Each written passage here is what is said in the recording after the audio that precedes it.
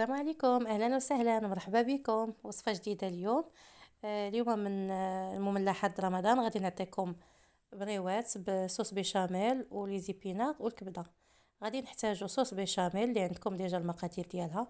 غنحتاجو 50 غرام د الفرماج احمر، 250 غرام د الكبده، 150 غرام د لي زيبينار، كاس صغير د زيت البلديه، شويه السودانيه، جوج سينات الثومه، شويه الكمون والبزار، ونص معلقه د الملحه.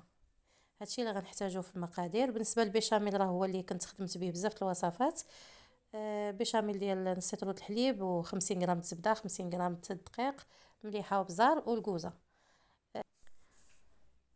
بالنسبه للزيت الزيتون اللي خدمت بها انا راه كتكون عندي مع الزيتون، كنشرب من الزيتون وكتكون ديك الزيت اللي معاه هي اللي كنخدم بها في هاد الوصفات، كيجيو لذاذ. صافي هنا غادي ندير العطريه ديالي كامله، وغادي نشحر الكبده مزيان ونزيد عليها لي زيبينار.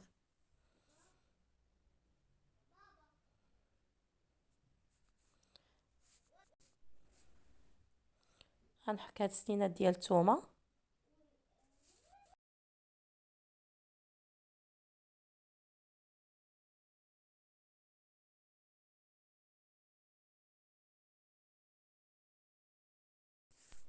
هنا انا غادي نشحر هاد الكبده مزيان وغنزيد عليها لي زيبينار.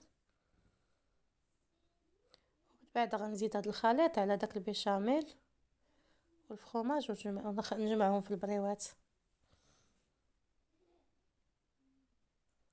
صافي هنا ها هو الخليط واجد. انا زدته هنايا على البيشاميل وغنزيد الفرماج حمر، اولا تقدروا تزيدوا غير الفرماج مثلثات ولا اي فرماج بغيتو.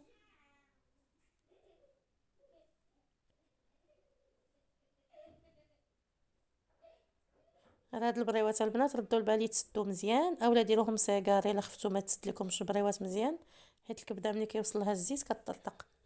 غادي يبقاو يطرطقوا لكم بحال كطيبوا الكبده في الزيت. صافي غنخلط هاد الخليط مزيان ونعمر به البريوات ديالنا.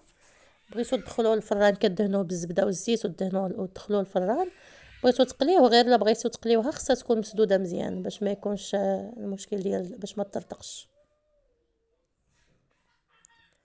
صافي بريوه هكا كنقطعوا الورقه.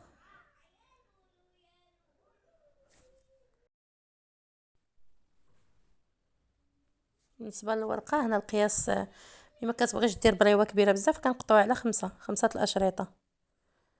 كانت البريوه كبيره اكثر من هذه اللي غندير انا كديروا على 4.